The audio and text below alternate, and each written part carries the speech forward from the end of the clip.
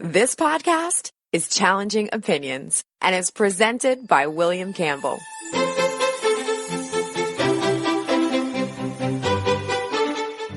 Thank you for downloading the Challenging Opinions podcast for August 18th, 2019. Conflict is intensifying between the West and Iran, with oil tankers seized on both sides and threats of more serious action. Will there be a war, and what's behind the tension? In this podcast, I talk to an award-winning journalist who specialises in writing about the region.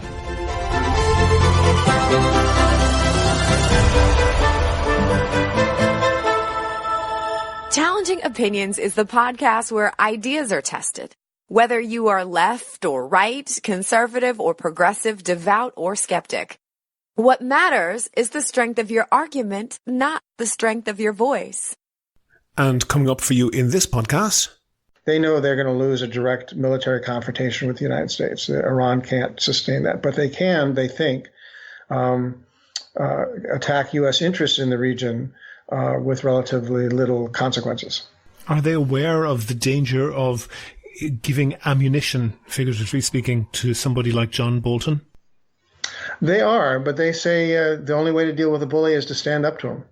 That's coming up in a couple of minutes. But first of all, I want to thank all of my donors on Patreon. I really appreciate you all. For the people who aren't donors yet, Patreon is a system that allows people to donate a couple of bucks per podcast or per month. And that helps me to devote more time to finding interesting guests and doing research about them. If you think that you could do the same as those donors, there's details on the website and at the end of the show.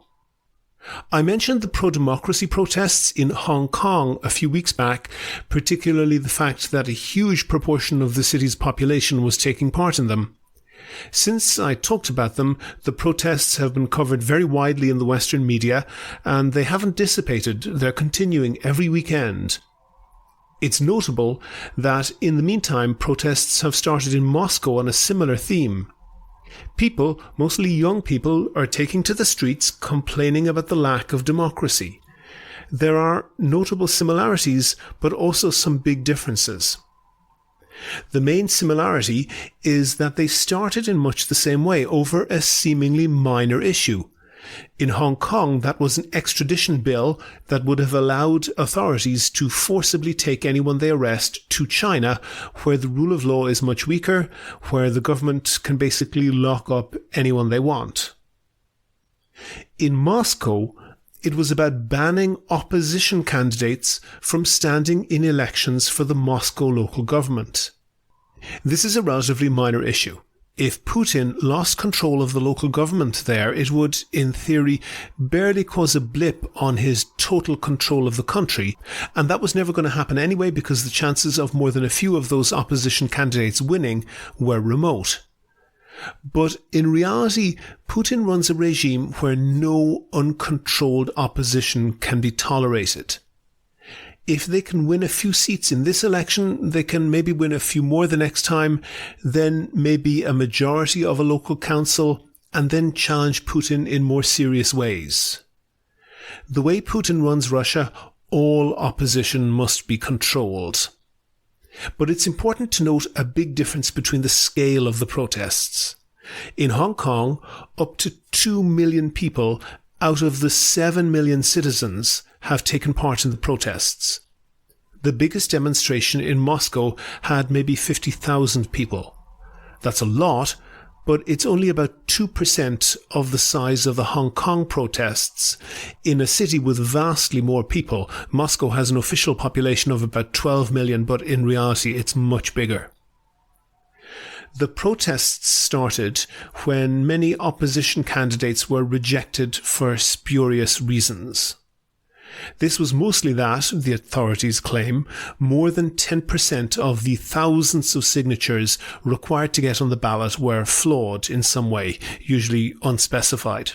This, despite that the number of undisputed signatures far exceeded the number required, and that many candidates had documentary proof that many of the disputed signatures were valid, and even video testimony from the signatories.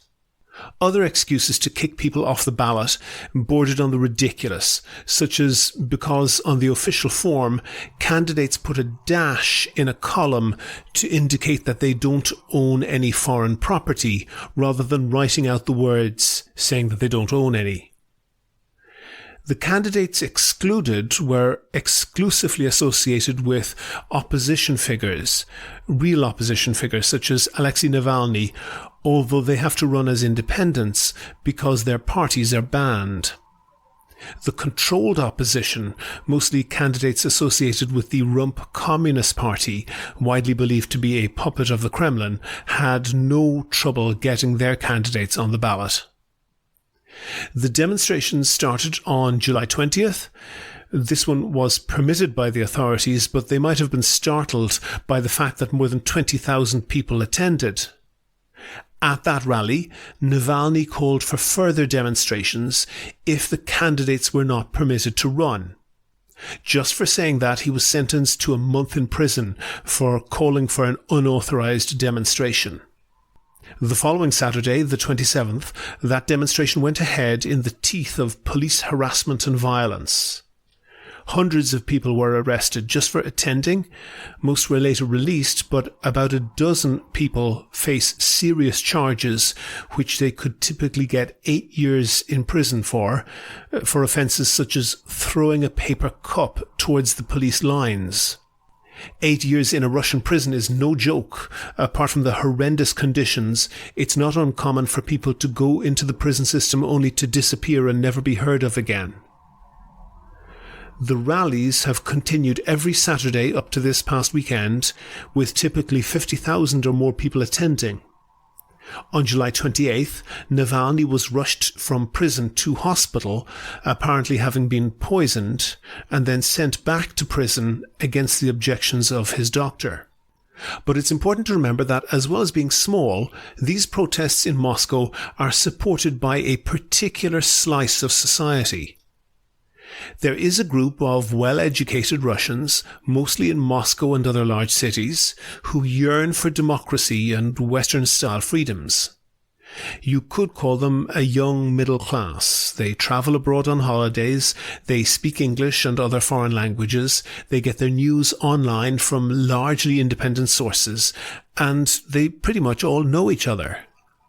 They're a small minority. There is an elite in Russia, numerically tiny, who like the current system because they are the elite. And there is a broad mass of people who live outside the main cities, along with the working class majority in those big cities, who at best have no interest in these protests or the fixing of the elections that sparked them. Elections get fixed. That's what you do with elections. Friends of the strongman get rich. That's what the friends of the strongman get. They don't see a connection between democracy and the rule of law and their own prosperity because they have no basis for that comparison, and they don't see democracy and the rule of law as the default method of government because they've never experienced them. As one member of the English-speaking, foreign-travelling Moscow middle class told me, they want free elections, but even if they got them, Putin would be certain to win, maybe just not by quite so much. This is clearly not true in Hong Kong. The people there know democracy, they know the rule of law, and they know prosperity. They also know that the Chinese People's Army, which massacred thousands of protesters in Tiananmen Square 30 years ago, is massing on the other side of the border, and that the Chinese might prefer not to do a repeat of that, but if it comes to it, they're willing to. That's a lot of brave people putting their lives on the line for democracy. Do you agree? Do you disagree? If you want your point of view heard, email podcast@challengingopinions.com and say what you think. On the line, I have Reese Erlich. Reese has won numerous journalism awards, including a Peabody Award. He's also a freelance journalist who writes for CBS Radio, for the Australian Broadcasting Corporation, for NPR and for Vice News. And his foreign correspondent column is distributed nationally in the US.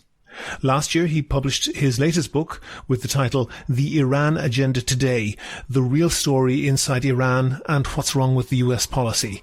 Reese, I guess I should ask you, what's the real story inside Iran and what's wrong with US policy? Well, the dispute between the U.S. and Iran has been going on for many years, as your listeners know. Mm-hmm. And the real story is that Iran is not the evil empire that is portrayed in much of the U.S. media and certainly by the Trump administration. Mm-hmm. It's a country, a sovereign country that has its own interests, is an aspiring regional power, but is certainly not a threat to the United States or the people of Europe. Mm-hmm. That's a boogeyman that's been created because we need boogeymen in order to make us feel insecure, in order to justify greater military spending and so on. But the real story is, while Iran certainly is a repressive government internally and engages in many reprehensible activities in the Middle East, it's not the dire threat as portrayed in Washington. Okay, I think you're probably correct on that. I don't think that Iran just doesn't have the reach to threaten Europe and certainly not the US. But you said it's an aspiring regional power. They'd certainly like to put the boot down on Saudi Arabia and possibly some other countries in the region. That would have a very serious economic impact both on Europe and on the US, wouldn't it?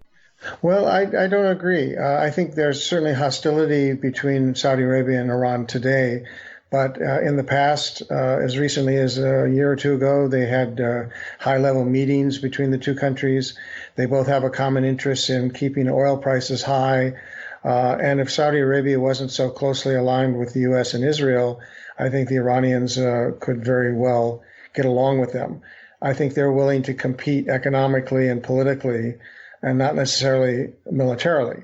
So, for example, they certainly support the Houthis in Yemen. They support Hezbollah in Lebanon and in Syria. They support Bashar al-Assad in Syria. But that doesn't mean that they would therefore invade Saudi Arabia or somehow take military action against Saudi Arabia. Yeah, pause on that one, because the first in that list you gave was the Houthis in Yemen. That is the Yemeni civil war. For the people who don't have a map in their mind, Yemen is essentially the southern slice of the Arabian Peninsula, most of which is occupied by Saudi Arabia. That's certainly a war that could spill over and threaten Saudi Arabia if however bad the human rights abuses that they're inflicting in Yemen are, and they're certainly terrible, it is a threatening war for Saudi Arabia, isn't it? Well, the Saudis started the war. They're the ones who started the bombing and invasion of Yemen in alliance with the UAE, the United Arab Emirates.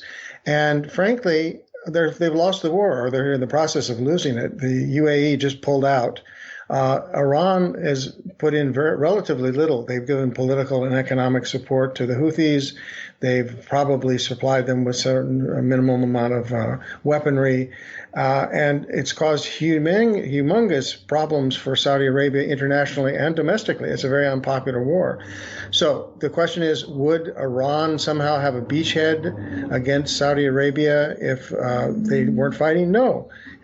Saudi's actions have actually made the situation worse, have strengthened the Houthis, and tended to isolate Saudi Arabia in the region. Okay. And one other thing about Iran, and there's an awful lot of people in the United States who are very hostile to Donald Trump, and that can lead them to perhaps emotionally think the enemy of my enemy is my friend, and to be in some way sympathetic towards Iran. Iran is a vile, repressive regime, isn't it? Yeah, it is. So is Saudi Arabia. So is Bahrain. There's a whole bunch of evil dictatorships in the region that engage in horrific human rights violations, but somehow the U.S. allies with some and vilifies others. I take a very consistent position. I was in Iran in 2009 during the protests against the election and the Green Movement, and reported. I wrote extensively on that, and there's a whole chapter in my book, or actually 2 chapters, on the popular resistance within Iran. The difference between what my analysis and that of the kind of the mainstream in Washington is, I think it's up to the Iranian people themselves to determine what kind of government they want. And if they want to get rid of their government and install a much more democratic one, that's their business. The United States view is they want the overthrow of the government in Iran and a pro-U.S. regime installed in Iran. Okay, but hold with that. Mm-hmm. Almost all Iranians agree with at least 50% of that, don't they? The Iranian government is spectacularly unpopular. As you said, there was the Green Movement, a failed uprising after fixed elections. There's also been a movement essentially in favour of women's rights, of women at enormous risk to themselves, taking off their hijab, their head covering in public, and they've been, in some cases, punished incredibly severely for that. It's really hard to have sympathy for this regime in any case, isn't it? Well, do you have sympathy for Saudi Arabia, which beheads people accused of murder and cuts off the hands of thieves? And, it's all, we vilify Iran because that's Washington's playbook for the moment. You listed. Yeah, you're right. I agree with you. I agree with you on that. And I agree with you that Saudi is just as bad. But a stop clock is right twice a day that Iran is a terrible, terrible regime. Yeah, and the question is who gets rid of that regime? Is it the United States and installing the Mujahideen and Halq, this reactionary cult that the U.S. is cultivating now to take over in Iran? At least Bolton and some of his friends have that in mind. Mm-hmm. And, the Iranians, I would say, agree with more than 50% of what I said. They agree with most of it because they have the experience of what does a pro-U.S. regime look like in Iran. That's what happened in 1953 when the U.S. overthrew the democratic government of Mohammad Mossadegh and installed the Shah. Mm-hmm. The Iranians have no desire to see that repeated. And the whatever new government that arises in Iran, if the people do rise up, it's not going to be a U.S. client state, and that's the real issue. The question is not is Iran a bad regime? The question is who would run the country if the U.S. has its way. Mm-hmm. What's the alternative? And you mentioned John Bolton, this guy with the walrus moustache, who looks like chocolate wouldn't melt in his mouth, but he is a hawk, and that's really putting it at its mildest. He has a great enthusiasm for going to war with Iran. He's been installed in a powerful position by Donald Trump. But does Donald Trump agree with him? Donald Trump seems to have wanted not to get involved in any wars at all. That was kind of a badge of pride of his at one point, wasn't it? Well, Trump is a peculiar character. He's a narcissist who has his own views that continually shift. I certainly wouldn't want to work in his cabinet or be an advisor to him, even if I agreed with him, which I don't. Mm-hmm. John Bolton is an unrepentant neoconservative, has for years called for the overthrow of the government in Iran, not to mention in Venezuela and pretty much everywhere else in the world where he doesn't like the governments. Mm-hmm. And he is carrying this policy of maximum pressure on Iran is basically aimed at overthrowing the government and installing a pro-U.S. regime. But it is not working. That's the key thing. And Trump realizes that. And I think we saw it when the Pentagon and Bolton prevailed on him to start a missile attack on an Iranian facility after one of the incidents was a month ago now, 2 months ago. Mm-hmm. And drone was taken down. Trump called back the attack. And I think that was a decisive moment, which is that apparently Trump is willing to carry a very big stick and, speak very loudly and carry a very small stick, to paraphrase Theodore Roosevelt. Yes. He's not, and basically now the Iranians are calling his bluff. When they took the British tanker recently and brought it into Iranian waters and are holding it, that was a sign that they don't think that Trump is serious with all his military rhetoric and threats of bombing, that when push comes to shove, he's backing down. And that is so far turned out to be the case. And there was various disputes about the US producing video images that appeared to show Iranian Revolutionary Guards, which is essentially a military force of the government of Iran, although it sounds like a terrorist organization, the name, them interfering with shipping and perhaps attaching and removing mines from ships. What level of credibility would you give that? Well, I think there's no question that Iran is involved in retaliating against the U.S. But keep in mind, this took place in the context of the U.S. pulling out of an internationally recognized nuclear accord that was passed unanimously by the Security Council, and the U.S. is in violation of a Security Council resolution. How come when other people are in violations of Security Council resolutions, we use that to justify military action? But if somebody does it against the United States, oh my God, they're terrorists. The British seized a tanker illegally that was carrying oil through the Mediterranean. I think there's no question, and we can get into details if you want, but basically they violated the law by seizing a Iranian tanker claiming the oil was going to Syria when it wasn't. So the Iranians retaliated by seizing a British tanker.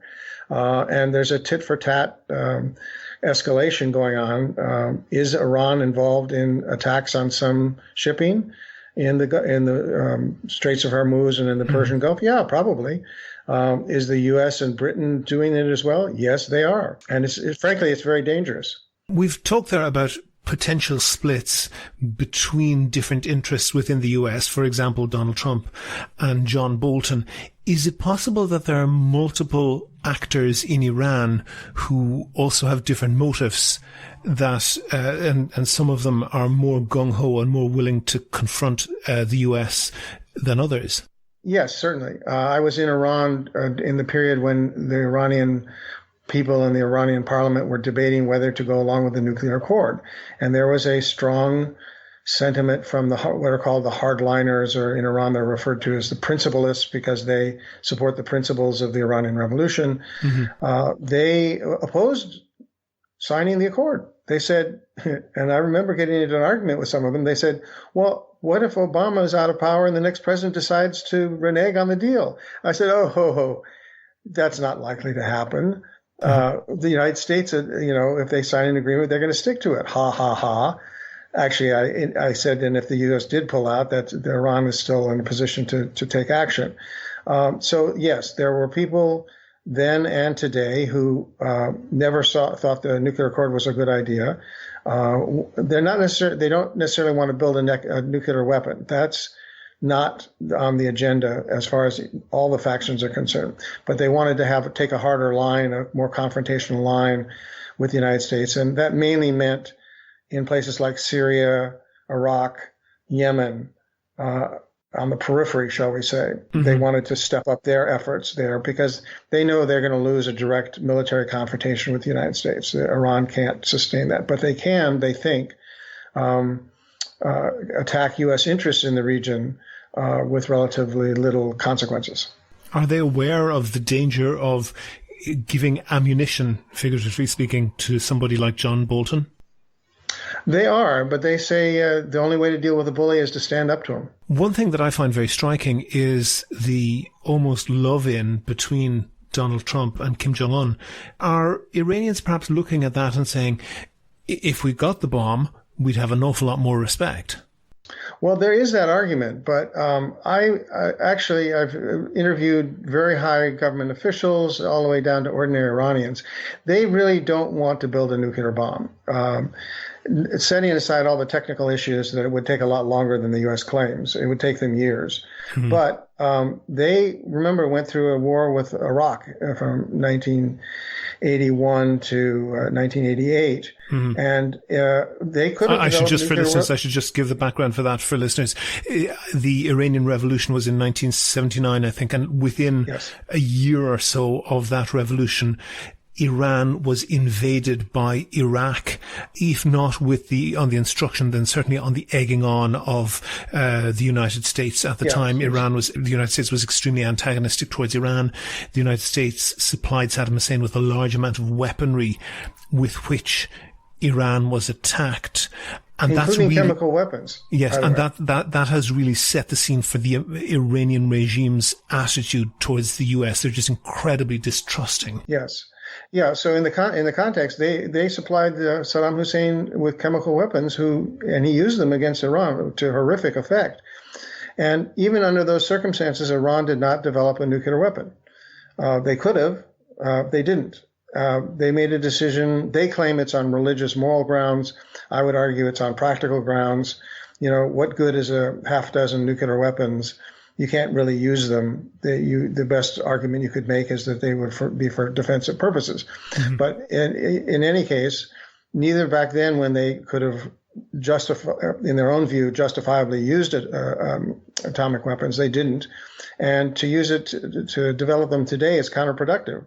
They're much more able to make use of insurgency wars in various places is a much more effective tactic than trying to secretly develop a nuclear bomb and have it discovered and justify an attack on them by Israel and the United States. So that essentially means insurgency wars, essentially means supporting the Houthis in Yemen, supporting Iranian Shiite factions in Iraq, and harassing America and its allies by that means, rather than a full frontal attack. Yes, I think that's exactly right. The one other thing I want to move on to then, Reese, is the forces within Iran. And one of the things that I think any civilization is prone to do is seeing its adversaries as a monolithic block.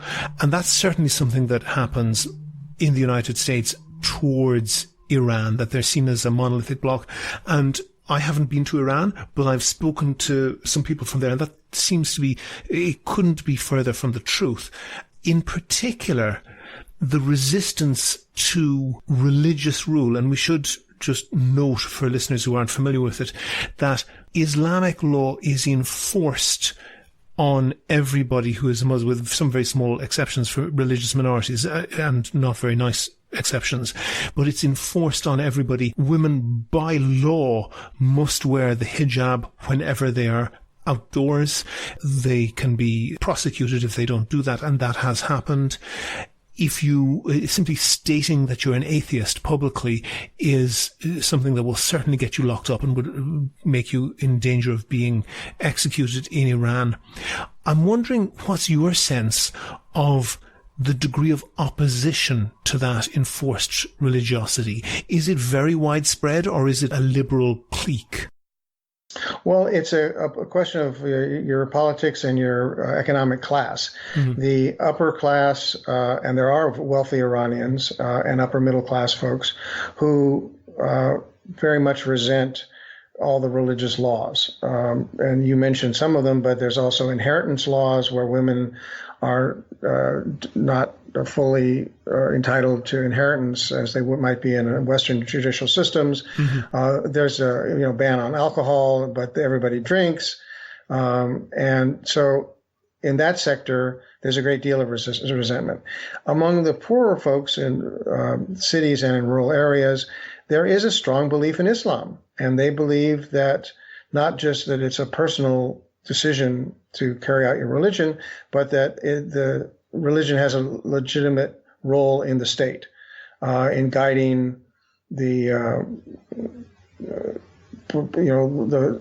laws and guiding people's personal conduct. In civil society. Yeah. Think of it in Britain or in the United States or in the EU. You have religious Christians who believe the country should be governed by the Ten Commandments. Certainly in the United States, there's a sector of evangelical Christians who believe that. Mm. Well, imagine if those evangelical Christians came to power and had the military and the police and the CIA and the FBI behind them. Imagine what kind of society you would have. Well, that's what it is in Iran. But there are, in 2009, it was very interesting. There were kind of two trends that emerged in the mass movement, which involved millions and millions of people. One trend was for the complete overthrow of the Constitution, rewriting and having a civil, secular constitution, not unlike what they had under Mossadegh in 1953. Mm-hmm. But a sizable other section of people wanted to keep the current constitution, which places Islam at the heart of the politics of the country. And they wanted to see significant changes. So, for example, you wouldn't have mandatory hijab. If women wanted to wear it, that's fine. If they didn't, that's fine. Change in the inheritance laws and so on. Lots of reforms, but to keep Islam as the central tenet of their society. So, there is among ordinary Iranians a split opinion on that. And I would like to see a situation where they get to vote on it and actually make a decision and agree to adhere by the results. But the current regime, of course, is not interested in that because they might lose. And do you think that the caricature of liberalism in the United States, that it's sort of a coastal elite, is perhaps reflected a little bit in Iran, that you have these kind of upper middle class people, well-educated people who get to travel internationally. They don't want to have the strictures of Islam enforced on them, but actually people who, regardless of whether they support the government, they do support the religiosity of the society. Would they be in a large majority? Well, I don't know. Frankly, I don't know. And there are various opinion polls taken and so on. But bottom line, when you're living, especially under the threat of a violent overthrow of your government by an outside power, you tend to rally around your government and you rally around your religion as a source of inspiration to fight that external power. So, but I will tell you frankly, I don't know how much I can describe the two trends and many trends within that. But who would win in a popular election? I think it depends on what was going on in society as a whole at the time. Right now, Iran is at war with the United States, not militarily, but certainly in terms of it's an economic war. The U.S. is trying to crush the economy. Inflation is horrible, and people are suffering from it, and they would tend to side with their government in that situation. Okay, because the question that I want to ask there then is the follow-up to that, is that it's observable that when a nation goes to war, it tends to unite around its leaders. My final question for you then is, do you think that's a calculation that's in the mind of the Iranian government, that if they are under pressure on the home front, it might be advantageous, or it might be seen by them to be advantageous to get into, if not a hot war, then a hotter war with the United States and its allies in the region? No, I think the government in Iran, whether it be the hardliners or the reformers or the centrists, do not want the sanctions that are imposed on them. There's something like 300% inflation. The economy is in tanking. The oil exports are in serious decline. The country is suffering, and they don't. It's not like, oh gosh, if we get the United States madder, then they'll do things that will unite people around the government. The people were united around the government when they implemented a healthcare system that is known as Rouhani care. The people want all the things that people all over the world want. I think what the Iranians are doing now is they're saying, look, the U.S. pulled out of the nuclear accord unilaterally in violation of international law. And what if we're going to live up to that agreement? So do the other countries, and we'll take whatever steps are necessary to make that happen. If this shoe was on the other foot, and imagine if Iran had pulled out of the agreement, what would the U.S. be doing now? Would the U.S. be sitting back and say, oh, okay, we'll just let the Iranians go ahead and do whatever they want in violation of the agreement because they chose to do so? No, the U.S. would be exerting maximum pressure on Iran. So the Iranians feel like, well, wait a minute. If we agree to the accord, we get sanctions, and if we disagree with the accord, we get sanctions. What kind of world is that? Reese Erlich, award-winning journalist, author of The Iran Agenda Today, The Real Story Inside Iran and What's Wrong with U.S. Policy. Thank you very much for talking to me. Thank you. Make your view heard. Email podcast@challengingopinions.com to set out your ideas and defend them on the next podcast. Go to the website for sources and links to what we were talking about. And while you're there, please like the show on Facebook, follow @ChallengingO on Twitter, and follow Reese Erlich @Reese Erlich. And get in touch with me if you can suggest a guest or a topic for a future show. And thanks to everyone who's signed up as a patron on Patreon so far. I really appreciate you all. It means I can devote more time to finding interesting guests and doing research on their background. And if you could do the same and donate $1 or $2 per podcast or per month, you'll find a link on the website. Also, you can find out how to subscribe to the podcast for free on your computer, on your phone, or by email. It's all at www.challengingopinions.com. The Challenging Opinions podcast is produced and presented by me, William Campbell. Thank you for listening.